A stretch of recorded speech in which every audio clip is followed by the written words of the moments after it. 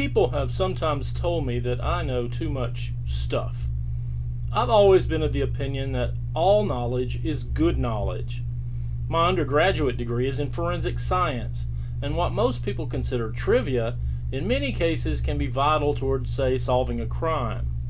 So I've always tried to be sort of a knowledge sponge. There was one time, though, that having very specific knowledge got me into trouble. It was in the early 2000s. I was in graduate school working on a PhD in comparative literature in Louisiana. I was living in the graduate dorm, which was also home to many foreign students. A friend of mine, also working on his PhD, had a Chinese girlfriend, so I found myself getting to know several of the Chinese students as well as other students from many other parts of the world. I had been awarded a graduate fellowship, which meant that I received a monthly stipend. I served as editor of theses and dissertations, which was a plum position as far as being a graduate student goes. It entailed a lot of work, and I was often up late into the night, reading and editing master's theses and doctoral dissertations, helping the students, many of whom were not native English speakers, get their papers in order so they could finish earning their higher degrees. On the night in question, it was my own prior training that almost got me into serious trouble. A little background story is necessary. As a young man, I became interested in forensic science. I attended college at Jacksonville State University in central Alabama, where I earned my undergraduate degree in forensics.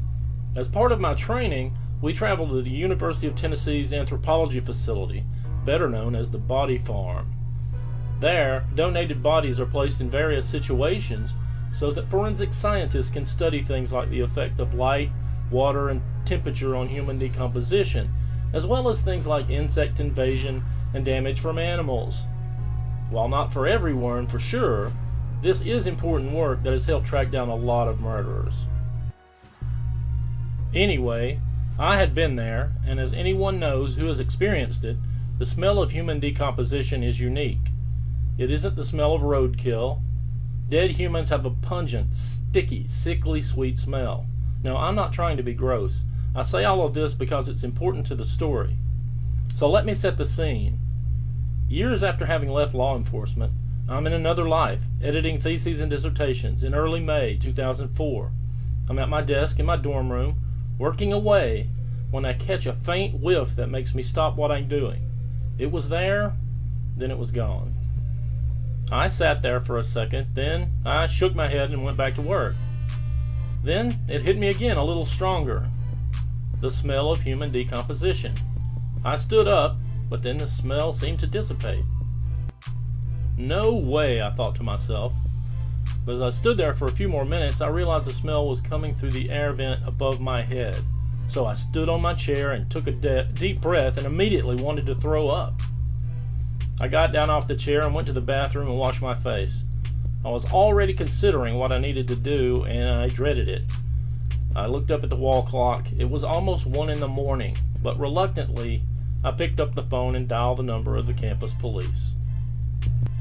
The dispatcher came online and asked me what my emergency was. She sounded very droll and bored.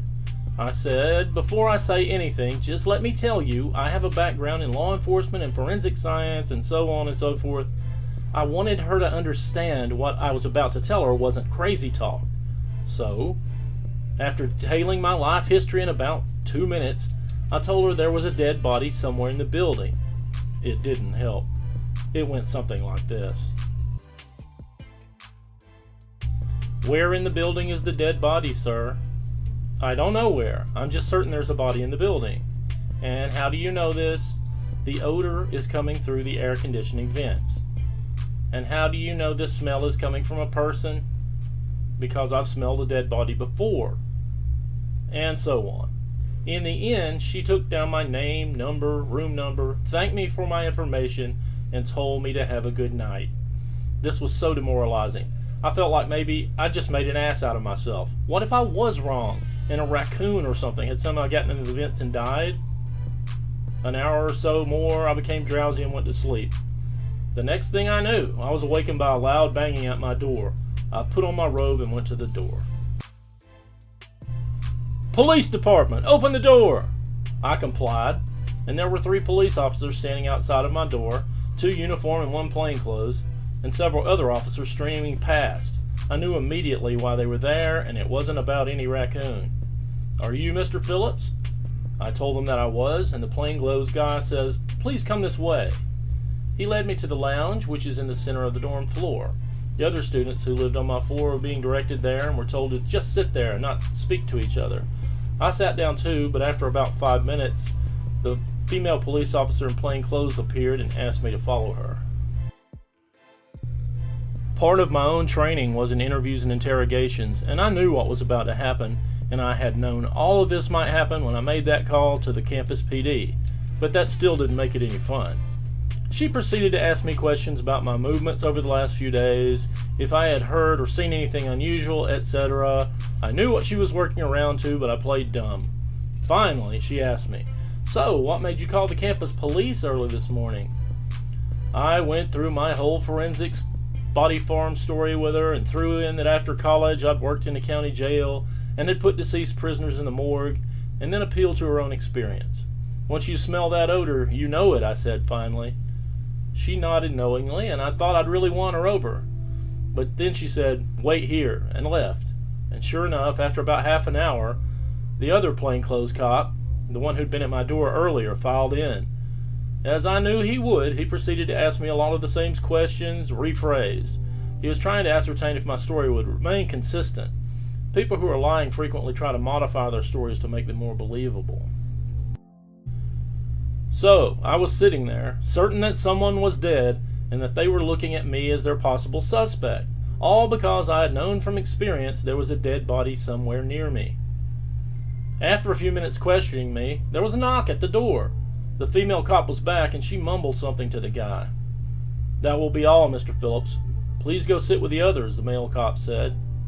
That told me that at least they knew it wasn't me they were looking for. As it turned out, a girl had been murdered, savagely butchered, wrapped in her comforter, and left in her dorm room about 3 days before. She wasn't someone I really knew, just a quiet girl I had said good mornings to a few times, or maybe held the elevator for once or twice. She was one of a group of young foreign students who lived on the floor. Ting Chen was her name, a 24-year-old young woman from Shanghai, and as it turned out, she'd been murdered by a young Chinese man, Hai Ming Lao, 25. He had been obsessed with Ting Chen, trying to get her to go out with him. But since she had a fiancé she was supposed to marry that summer, she had friend-zoned Hai Ming. In a rage, he had fetched a kitchen knife from his room, forced his way into her room, and stabbed her 97 times, and nearly decapitated her. Hai Ming had fled Lafayette after murdering her, and wandered the country, visiting family and friends. Amazingly, he drove from Louisiana to California, and then all the way across country to upstate New York, in a gold Honda with a bolo out on it, without being spotted by police. He was at last pulled over and apprehended in Buffalo, New York, mere miles from the Canadian border. In the end, Hai Ming waived extradition and was taken back to Louisiana, where he was tried and convicted of second-degree murder and sentenced to 40 years hard labor. Yes, that's still a thing in Louisiana. Hai Ming attempted to appeal his sentence in 2006 as excessive, but the judge rejected this, pointing out that people in the same state who had committed similar or even less heinous crimes had received comparable or even harsher sentences. Hai Ming will be 65 before he is released. As for me, well, Hurricane Katrina came through Louisiana the next year, and I never did finish my PhD. But that's another story. Thanks for listening. Please like, subscribe, and share with your friends. And thanks, and have a great day.